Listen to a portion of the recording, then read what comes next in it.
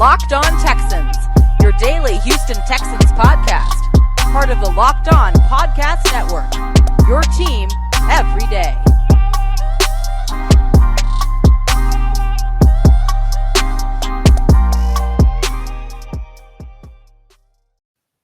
Welcome, Locked On Texans viewers and listeners. Welcome to another episode of the Locked On Texans podcast, a part of the Locked On Podcast Network. We thank you for making the Locked On Texans your first listen every day. I'm Johnson Sports Guy Hickman, joined by none other than Cody Davis, here to talk Texans. I'm super excited for today's show because we're going to kind of go into the future, talk about some of the draft needs. But Cody, let the folks know what we got on today's rundown, and as always, let's talk them Texans. Yes, sir. And on this Tuesday installment of Locked On Texans, John and I, look, we understand it. We get it. Today it's the NFL trade deadline, and ladies and gentlemen, we know what is at stake for the Houston Texans today.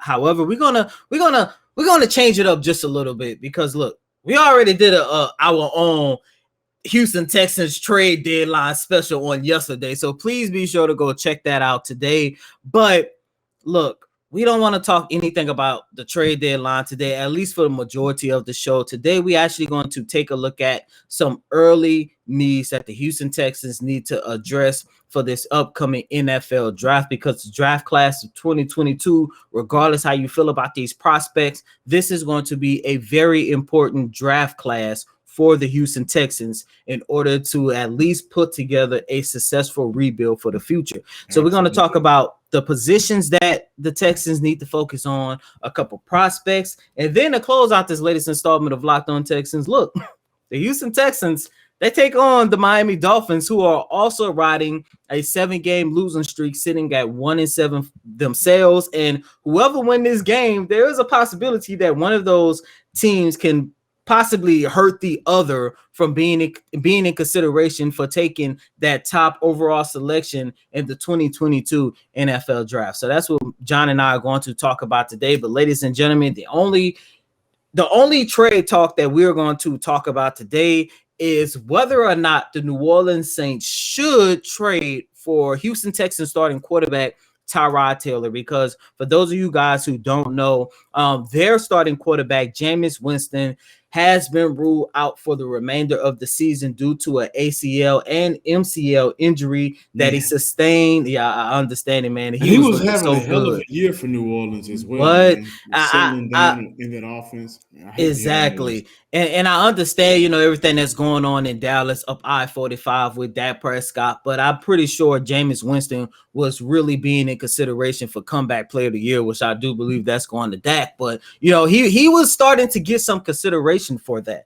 But Sunday, as a matter of fact, he went down with an ACL and MCL injury in the Saints' victory over the Tampa Bay Buccaneers. This is a team that's sitting at 5-2. And for the New Orleans Saints and for the Houston Texans, it do make sense for those two organizations to find themselves in trade partners once again. Because look, Sean Payton did come out on yesterday and say he is content with the quarterbacks that they have, which is Trevor Siemian, who's filled in for Winston after he went down with his knee injury and played fairly well. And also, we all know how much Sean Payton loved their hybrid quarterback, Taysom Hill. But at the end of the day, if the Saints are really trying to position themselves to be contenders in the NFC, especially considering the move that the Los Angeles Rams made on yesterday with that defense that they thank God we didn't have to deal with that on Sunday.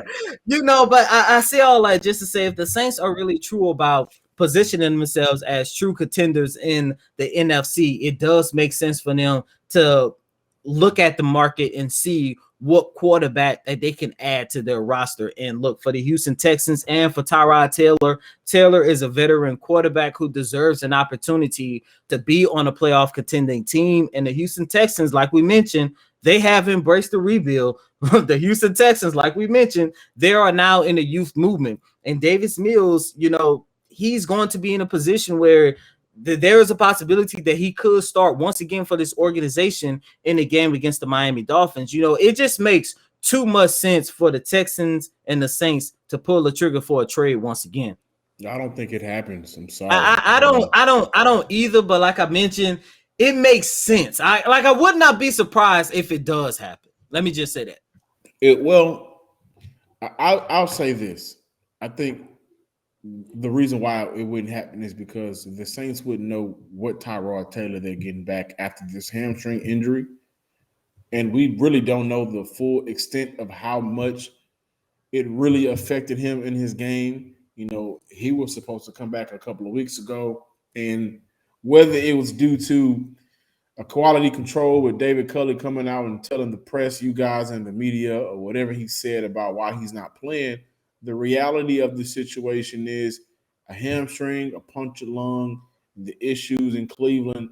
The Saints are ready to win now. They have a very good team, and this team is getting healthier.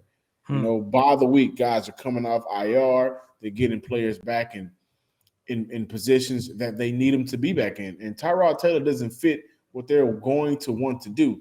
Trevor Siemian is the player, the quarterback for this team that has experience under Sean McVay. I'm thinking about the Rams. I'm just scared about him now, right? But under Sean Payton in that offense, if there's anybody in the league that they would trade for or bring in at quarterback, it wouldn't be Tyrod Taylor. I think Tyrod Taylor is in probably the worst position he could be in his career at this time. Teams wanted you when you left Buffalo and you went to Cleveland. The Chargers wanted you after your short stint with the Cleveland Browns. Houston wanted you due to the fact that, well, we needed a quarterback that has some time in the league, a veteran that can do more with less while we wait on Deshaun Watson. Now, in all three situations, you were not able to fill that role for that team. And that word is out at your age. I don't think New Orleans pulls a trigger for him. I think we will see Tyrod Taylor play for Houston on Sunday against the Miami Dolphins in the Buzz Bowl. And to that point, John, the Buzz Bowl. I think that's what I'm gonna call next game for the rest of the week. Good catch, my man. But and speaking of the possibility of Tyrod Taylor being able to play for the Texans this Sunday, if he isn't dealt, because I do believe there are some teams that he could possibly go to in hopes of improving their chances of making the playoffs, because Tyrod Taylor showed, which we all know, when healthy, he is a pretty decent quarterback who could help you win some games and who can possibly help you, just move the needle. Not much, but just move the needle just a little bit. And some of those teams I could see teams I could see calling the Texans and hope to see what would it take to get our hands on a veteran quarterback just to have a backup plan. Or the Carolina Panthers, they have a lot going on with their quarterback situation because Sam Darnold has been looking like a bust every single week. Plus, he got hurt this past Sunday, and the Denver Broncos. But the flip side of that, both of those teams have their eyes set on another quarterback in Houston that they really want. So, even in a situation like that, I don't see that happening. But to Tyrod Taylor injury, David Culley did come out on Monday and say that the team will continue to monitor him this week in practice. And if he does look good and if he does look like the Tyrod Taylor that they saw prior to his hamstring injury, they will give him the green light to play. Play around with this idea very briefly, very quickly. Cody, viewers watching the show, listeners at home, in your car, wherever you may be, right? Play around with this idea. Is this game a game? It can go right or it can go left. So following. You're playing the Miami Dolphins, who's in the same situation you're in. Is this a game where you keep Davis Mills out there so he can get his first career win? Because I think it's very possible when you play against the Miami Dolphins and get his confidence up, something that may be able to, change the trajectory of what he's doing so far this season.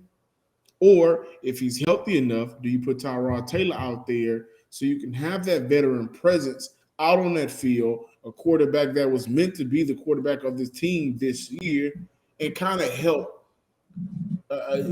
bridge some of the broken and burnt bridges with the team right now between veteran players, younger players, and the coaching staff? Where do you go if you're Houston in this coaching staff? Do you go leave the kid out on the field, let him attempt to get his first win and keep him out there so we can continue the evaluation? Or do you bring in Tyrod Taylor if he's healthy enough to play so we can kind of get things back on track and reestablish the trust between all three phases: front office, coaching staff, and players? Um, to that point, John, and I actually thought about this idea.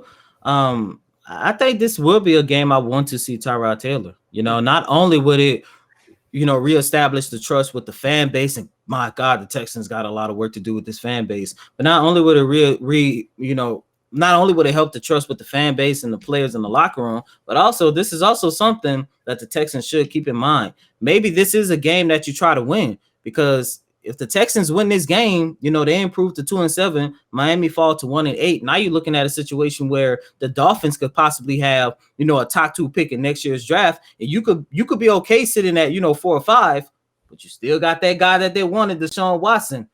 You make that flip in the offseason. Now you're looking at a situation where you hold, let's say, the number 2 pick and the number 5 pick, or whatever the case might be. So, maybe this is a game where the Houston Texans could come out winners on both sides. That's a very good way to look at it, guys. I can't wait to talk about and look into the future with the NFL draft and the positions Houston needs to address this upcoming season that does not revolve around the quarterback position. However, before we dive into that, I want to let you guys know about Get Upside. Let me tell you something right now. Normally, this is the holiday time, winter time. Normally, gas prices would be going down, okay? But it's not happening, and it's pissing me off. But the reason why I'm okay with it is because I use Get Upside. I save money. I make money with Get Upside, and I love you guys. So I think you should go ahead and download the Get Upside app, which is free. My listeners and myself is making up to 25 cents for every gallon of gas every time we fill up. Just download the free Get Upside app in the App Store or Google Play right now. Use promo code touchdown for NFL, baseball for MLB, or hockey for NHL. And not only that, you get a bonus 25 cents per gallon on your first fill up. That's up to 50 cents cash back. Don't pay full price at the pump anymore. Get cash back using Get Upside. Again, just download the app for free. Use promo code touchdown for NFL, baseball for MLB, or hockey for NHL. Thanks for making the Locked On Texans your first listen every day. We've got you covered on all things Texan. But with the trade deadline right around the corner, don't miss our live NFL deadline show. Reaction to every move, plus a second half season preview, and much more. Catch the show live from 3 p.m. to 5 p.m. Eastern Time, November 2nd, on the Locked On NFL YouTube page.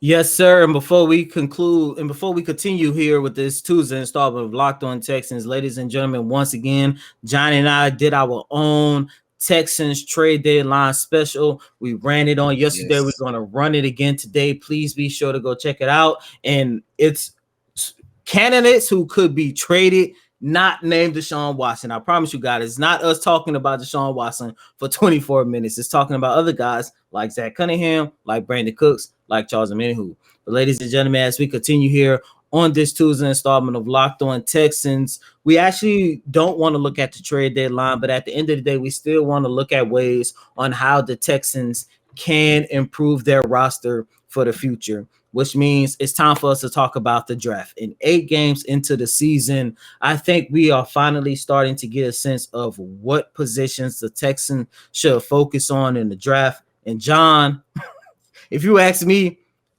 name any position you want, and the Texans need to focus on, even the kicker, because Fairbairn has looked terrible this season. Man. If there is a generational kicker in the first round, I would not be mad if they end up drafting him. Like you the got Texans, my boy Dicker out of UT. I think he can come out this year. Man, like kickers in college history.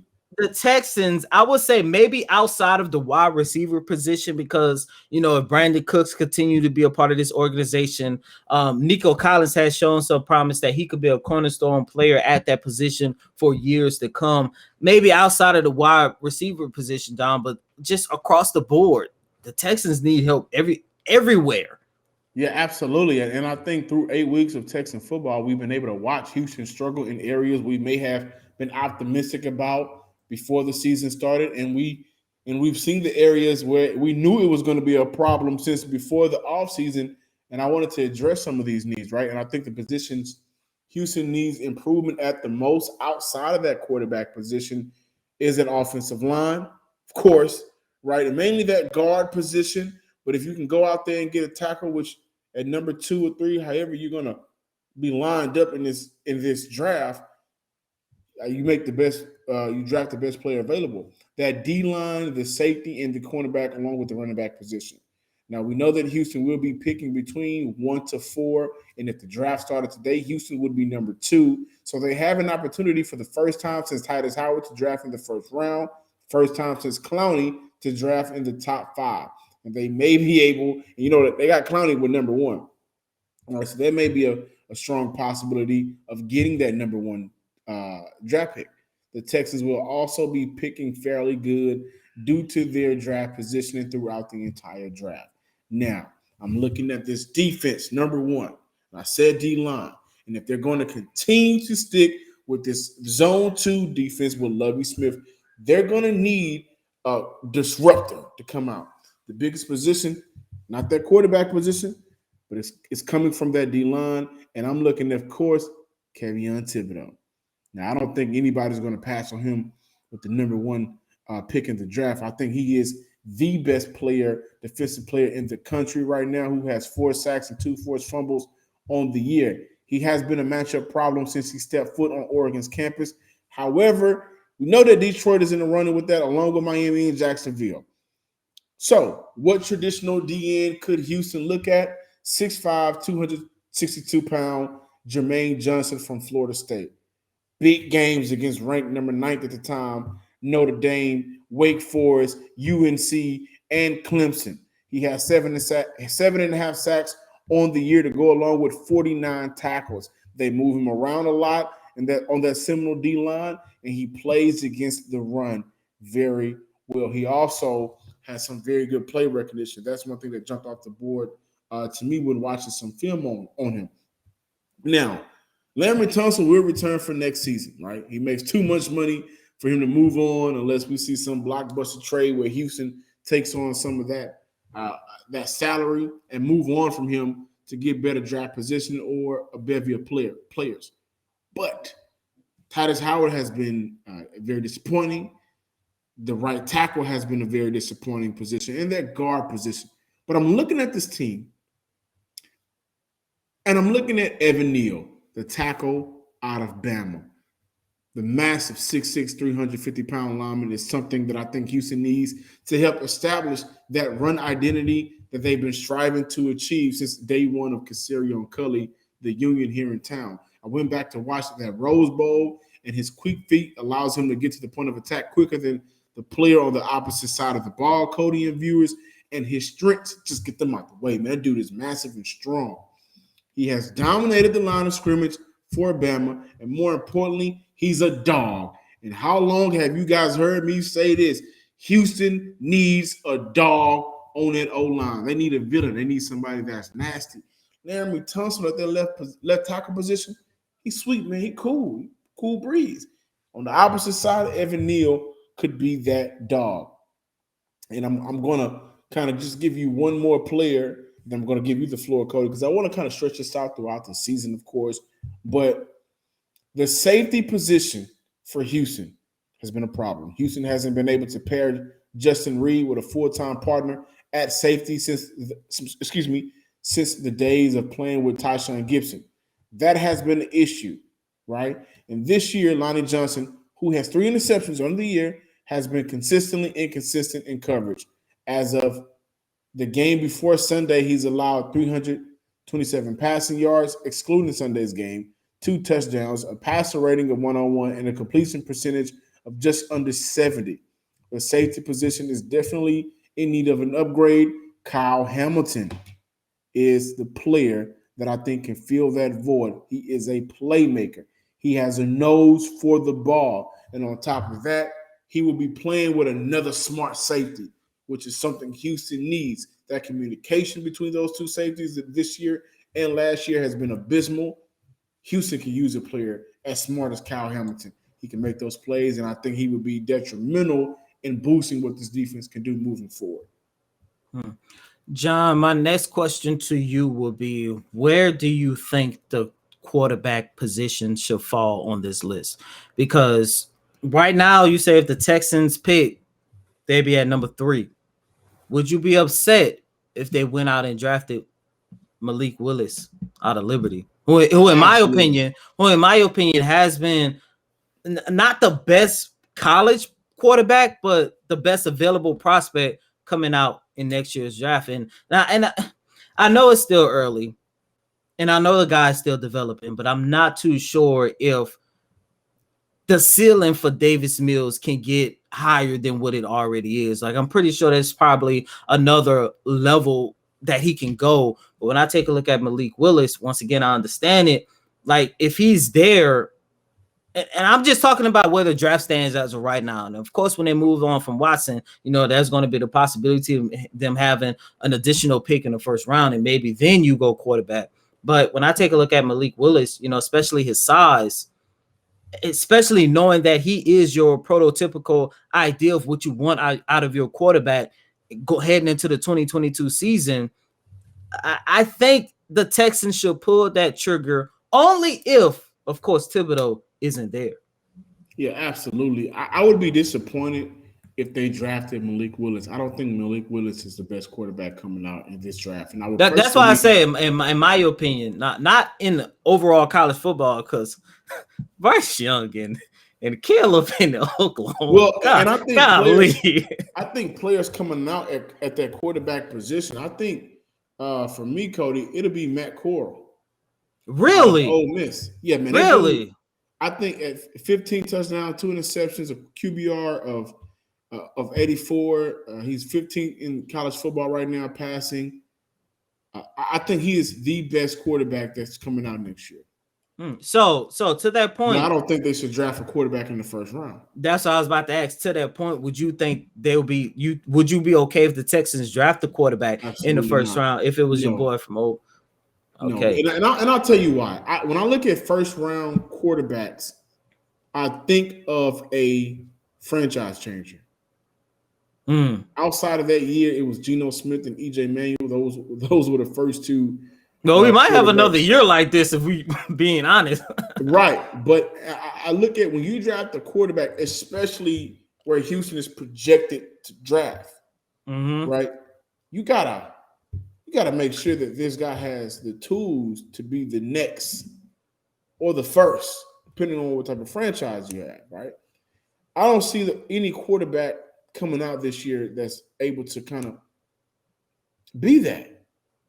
And this is why Houston is probably giving us more of a sample size version of what we expected to see out of Davis Mills, because they got to be sure that if we have to move on from Davis Mills, we gave it everything we could before we make this decision. I think that Cora is the best quarterback coming now. However, when how Houston is, kind of structured right now with so many different issues, I think you have to go with the biggest one. And quarterback is not the biggest issue for this team right now. I mean, it is. Let me not say that it is, but that's only because of what's going on. But you definitely need an offensive lineman. If you're sticking with Lovie Smith, you're definitely going to need a disruptor on their defensive line. And I would also add bringing in a player that isn't, a quarterback that may not be as good as this past draft class. In that first round, his expectations are going to be too high. Where you can add that one quarterback isn't going to take your offense to another level. I don't think so. I could be wrong. But if you add a Kayvon Thibodeau playing with Ross Blacklock, Jonathan Gennard, then that changes what your defense can do. Seriously. If you add an Evan Neal with a Larry Tunsil and you even out both sides, then you may be able to run that ball now. And if you're able to run that ball now, if Davis Mills is your quarterback still, or God knows who Houston moves forward with, then that makes your quarterback job a whole lot easier. That makes the entire offense job a whole lot easier. Bringing in a quarterback when your offensive line is a crap show, that ain't gonna do much. Deshaun Watson not walking back in that door, right? Unless he does, that's my conspiracy. But he's not walking back in that door that's gonna make everybody else's job easier. That's not the type of quarterback you're going to get. So bringing in a player that'll boost and add to the talent you already have, even though you're not the most talented team in the league, but that'll be a better decision, in my opinion, than swinging for the fences for a quarterback when you're picking top 4 and the rest of your team is struggling bad. In life, we're all bound for different things. With beachbound.com vacations, you can be bound for adventure, bound for passion, bound for discovery, or bound for togetherness, bound for immersion, bound for rejuvenation, or you may just be bound for encountering the unexpected. Personally, when I'm at a beach resort, I'm bound to end up at the poolside bar. This is for real. This isn't just a read, by the way. Like, I'm bound to find that poolside bar, create some friends, some new relationships, give me some tacos, right? And I'm going to have a good time. As long as I've got a good view, a good drink in my hand, I'll be happy. With beachbound.com, you can find the perfect beach vacation for you, for your fiance, for your wife, for your husband, no matter what you are looking for. What are you bound for? Visit beachbound.com today. Thanks for making the Locked On Texans your first listen every day. By the way, be sure to check into the crossover edition when we take on the Miami Dolphins. That's going to be fun. Now, make your second listen to Peacock and Williamson NFL show. Brian Peacock and former NFL scout Matt Williamson give you the expert NFL analysis in less than 30 minutes. It's free and available on all platforms. Now, we got the Miami Dolphins coming up this week, right? Got the Bus Bowl, or the Bus Bowl. A little bit. Check this out. You guys remember that episode of Will Smith, that how come he don't want me no more, man? Mm-hmm. Is this the how come they don't want me no more bowl? Because the Texans, how come he don't want me no more? Then you looking at Tua like, Flores, how come you don't want me no more? And both teams in their quarterback position, there's some type of non-wanting there, whether it's for the franchise or against the franchise, but they're both in bad positions, sitting at 1-7. Quarterbacks haven't been able to get it done. The team as a whole haven't been able to get it done. And then you look at Miami, they were 10-6 last year. We thought that they were going to be a much better improved team. This year would have helped the Tua. Well, Cody, as you broke, Washington was in the running to get to it in a 3-team trade, right? If Houston was able to pull the trigger on getting Deshaun Watson.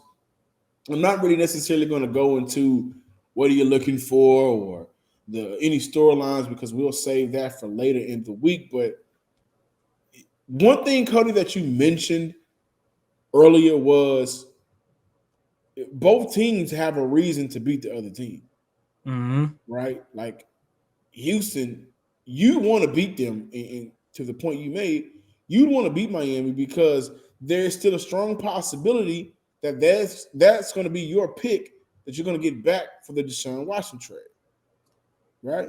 And Miami, I think Miami, you'd want to win. Tua should want to win because, hey, I'm not. You're not going to throw me away my second year in the league, right? You're going to give me time, and unfortunately, I think Tua Tagovailoa has been. I think he was drafted to a Vince Young situation. The owner wanted you, the coach don't want you. And Brian Flores, no matter what he says, I don't believe it. I'm not buying that. This is a weird game, man, because there's so much on the line.